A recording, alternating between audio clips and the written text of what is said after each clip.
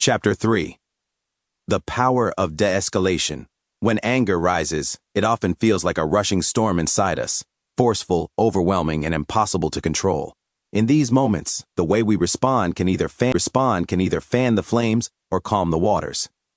That is why learning the art of de-escalation is so important.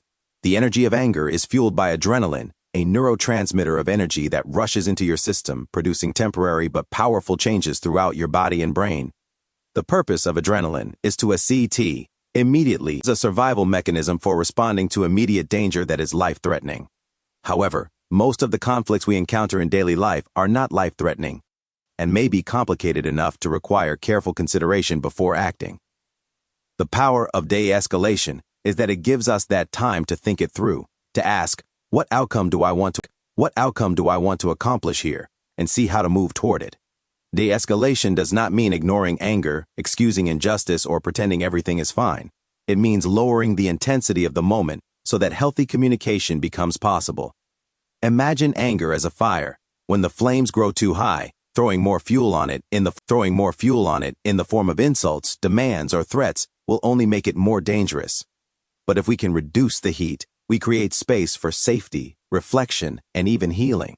This is especially true in relationships. Whether at home, at work, or in public, throwing anger at anger intensifies the fire, escalating its heat. Words grow sharper, and before long, the original issue is lost in chaos. But when even one person chooses to de-escalate, by slowing their breathing, softening their tone, or choosing words carefully, they can often shift the entire direction of the exchange. Instead of spiraling out of control, the conversation has a chance to settle. The question is, do I want to build a wall or a bridge in this conversation? The physiology of anger. To understand why de-escalation is so important, we need to look at what happens inside our bodies when we become angry. When anger triggers the brain, especially the amygdala, our bodies enter a state of fight or flight. Adrenaline and cortisol surge into the bloodstream. The heart races, breathing quickens, and muscles tense. Blood flow shifts from the rational, problem-solving part of the brain, the prefrontal cortex, to the survival-oriented parts. This is why, in the heat of anger, people often say or do things they later regret. The thinking survival brain. This adrenalized state has a purpose. It prepares us to respond to threats. But in modern life, many of the threats we encounter are not lions in the wild. They are harsh words, broken trust, or unmet expectations. In those cases, the surge of adrenaline often does more harm than good. De-escalation helps reverse this process. When we slow our breathing, the body grows calmer. We give the brain time to re-engage its reasoning center. As the heart rate slows and adrenaline levels drop, we regain access to empathy, problem-solving, and perspective. Simply put, de-escalation. Before we dive into specific communication strategies, it's important to remember this. De-escalation is not only about what we say, it is about how we say it. It is also about what we do with our bodies, our tone, and our presence. Learning to lower the intensity of anger, both in ourselves and toward others, creates the fertile ground where the seeds of curiosity, clarity, and communication can actually take root. Once the fire is cooled, we can begin using tools like reflective listening, I statements, calm body language, and problem-solving dialogue. But first, we must quiet the storm. Communication tools. It's important to understand that we all use at least two languages, our verbal language and our body language. Both of these ways of communicating can be used to de-escalate any angry situation. The following are examples of tools we can use to build a bridge, instead of a wall, in our conversation with the person with whom we are angry. First communication tool, verbal don't interrupt. One of the simplest and hardest ways to de-escalate anger is this: don't interrupt. It sounds basic, almost too basic, but it can change the entire energy of an angry encounter. Remember what adrenaline wants to do. Get ahead, refute, power. Notice how difficult it is to sit still and give space for the other person to finish what they are saying, when you may not feel like listening at all. But also remember what happens when someone cuts you off mid-sentence. Even if you don't say it out loud, the message is clear. Shut up. What I have to say is more important than what you're saying right now. Whether intended or not, an interruption mid-sentence lands in the other person's subconscious like a hard slap, and once they feel dismissed or disrespected, the anger level in the room shoots up. Is that what you want to accomplish? Interrupting isn't just about words, it's about power. It flips the conversation into a competition. Who the microphone? Whose voice matters most? Who gets the last word? And once it turns into a competition, the real issue gets lost in a bunch of noise. On the other hand, when we allow someone to finish speaking, we send a completely different message. I am willing to hear you out. I respect your voice as I want you to respect mine. I respect mine. I value what you're saying, even if I don't agree. That message softens the room, it lowers defenses, it makes it real listening possible and real resolutions to begin. Not interrupting takes discipline, especially when adrenaline is running high. Everything inside of you wants to jump in, correct their facts with your facts, set the record straight, dismantle their whole argument, if possible. But holding back, even for just a few minutes at a time, gives space for clarity. You will be surprised by how many times the very thing you were about to argue against gets resolved by simply letting the other person talk it out. De-escalation begins here, with tolerance, with respect for shared talkings here, with tolerance, with respect for shared talking space, with letting the other person know that they are heard. Reflective questions. 1. How do you usually feel when someone interrupts you? 2. Can you think of a time when interrupting escalated a conflict in your life? 3. Did you get more or less of what you wanted out of the situation? 4. What would it take for you to practice holding your tongue until the other person finishes, even when you feel the urge to jump in? 5. Could you become willing to leave as much room for the other person to express themselves as you want them to leave for you to express what you want to? Second communication tool, verbal reflective listening. If not interrupting keeps the fire from spreading, reflective listening is like pouring cool water on the flames. It's one of the most powerful ways to lower the temperature in a heated conversation. Reflective this, you repeat back, in your own words, what you just heard the other person say. Not in a robotic way, not in a mocking way, but in a way that shows you heard what they said. For example, if your spouse says, "You never listen to me, you're always distracted when I'm talking," instead of jumping in with, "That's not true, or, "Well, you don't listen to me either," you might take a breath and say, "So, what you're saying is that you feel ignored when I look away when you're talking, is that right?" Notice what happened there.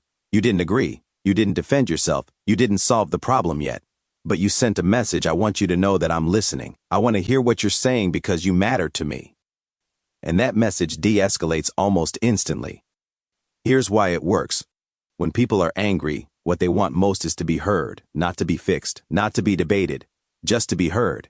When they feel heard, the intensity of fighting to be heard drops. Once the emotional temperature comes down, then there is room for both of you.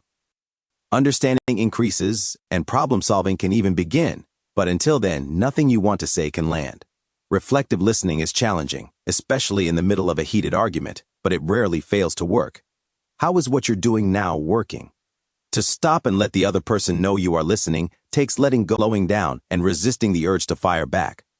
But when practiced consistently, it can transform a relationship. It shifts the focus from winning the argument to understanding the person, going from me to we. Reflective questions. 1.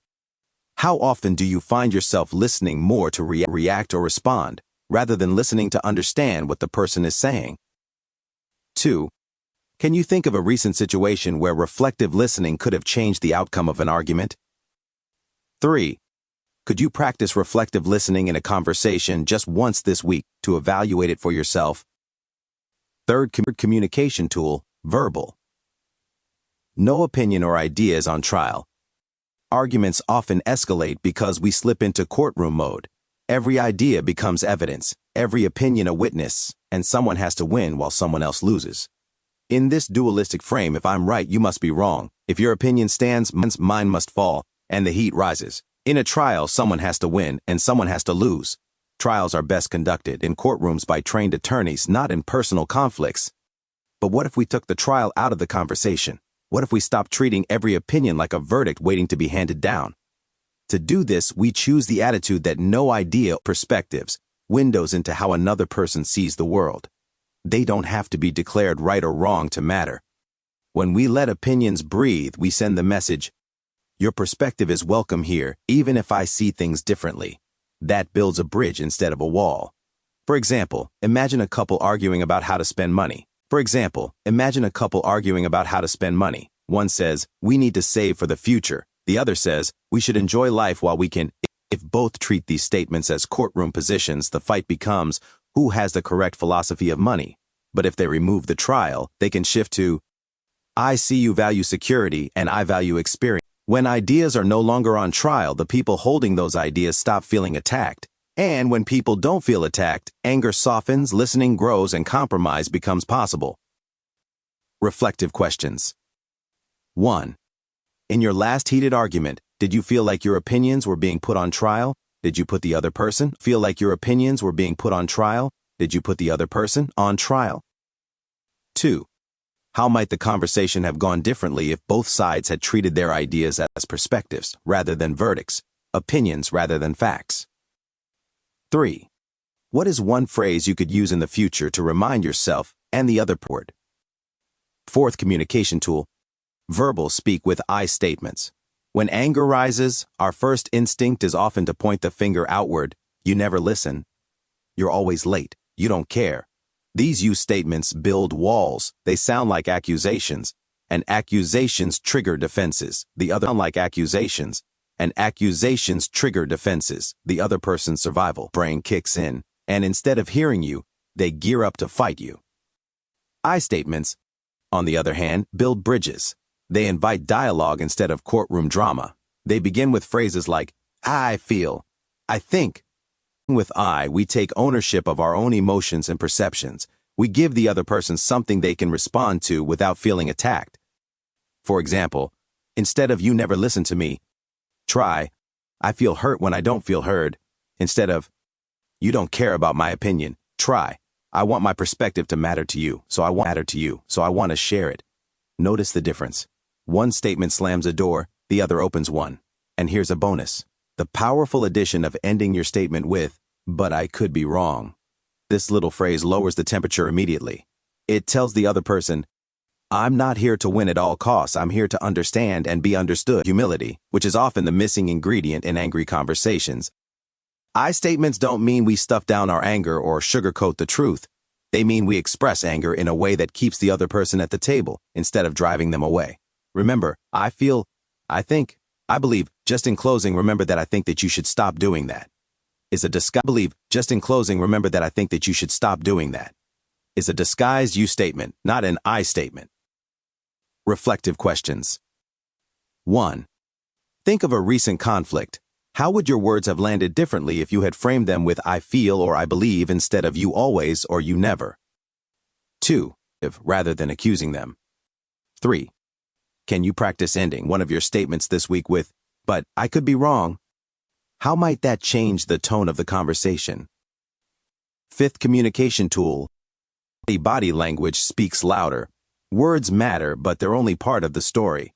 In fact, most communication happens without words at all, through tone, posture, facial expression, and gestures. That's why body language can either escalate anger or help cool it down. It can either build a bridge or a wall. There are 2 ways to think about body language: interpreting, reading the other person's body language. When someone is angry, their body will often tell you more than their words. Crossed arms, clenched fists, tapping feet, a stiff jaw, standing too close. These signals reveal tension. Raised eyebrows, narrow eyes, or turning away may show frustration or withdrawal. By paying attention to these cues, we can adjust our response. Instead of matching their tension with our own, we can recognize what they're feeling and respond with empathy. Now, most of us read body language, but unless trained, we do it at a subconscious level. When you stop and think about what their body language is saying, it gives you time to consider how to de-escalate the situation rather than a knee-jerk reaction. Intending our own body language to de-escalate. Just as we consciously read another's body language, we can also choose how we present ourselves. When anger is high, slamming fists, pointing fingers, or towering over someone will escalate the conflict. But open hands, relaxed shoulders, steady eye contact, and a calm posture communicate something very different: safety. Even if our words are careful, our body language must back them up. Think of it this way. When we intentionally use our body language to soften the moment, we're sending a nonverbal message. I am not your enemy. We can figure this out. That simple choice often matters more than the words themselves. Examples of body language that de-escalates anger. Our body language is relaxed and non-confrontational. We make eye contact. We nod our head yes, meaning I am listening. We come alongside the other person, facing them. Examples of body language that escalates anger. We are confrontational. We don't indicate that we're listening. We may violate the other person's space. We turn away while the other person is talking. Reflective questions. 1. When you're angry, what does your body usually do? Tighten, pace, cross arms, raise your voice. How might that affect the other person? Can you recall a time when you de-escalated or escalated a situation without saying a word, just by how you carried yourself? 3. What one change in your body language could you practice the next time you feel anger rising?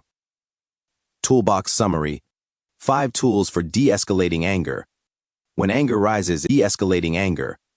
When anger rises, it's easy to get swept away. But we don't have to. With practice, we can use simple tools to lower the intensity of the moment and keep the fire from burning out of control. Here are the 5 tools we've explored. 1.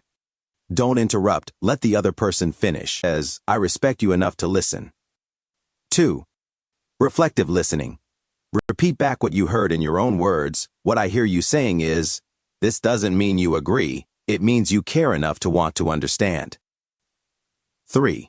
No idea or opinion is on trial. Opinions are perspectives, not verdicts. When we stop treating every statement like it has to be proven right or wrong, conversations open up instead of shutting down. 4. Use I statements. Begin with, I feel, I believe, I think, I sense. These statements take ownership instead of assigning blame. Add humility with, but I could be wrong. 5. Body language speaks louder. Pay attention in 2 ways. O. Interpreting. Read the other person's nonverbal signals. O. Intending. Use your own posture, gestures, and tone to calm, not inflame. Together, these tools form a toolkit for cooling the fire of anger before it burns up relationships, or explodes without thinking it through. They won't remove anger. That's not the point. They help us carry it skillfully, wisely, turning what could be destructive into something constructive. The goal of de-escalation is not to silence anger, but to steward it. Stewardship means to take responsibility for the upkeep and right use of resources, anger in this case. With these tools, we can make anger safe enough to be heard, strong enough to be useful, and humble enough to bridge a connection rather than a wall that goes nowhere.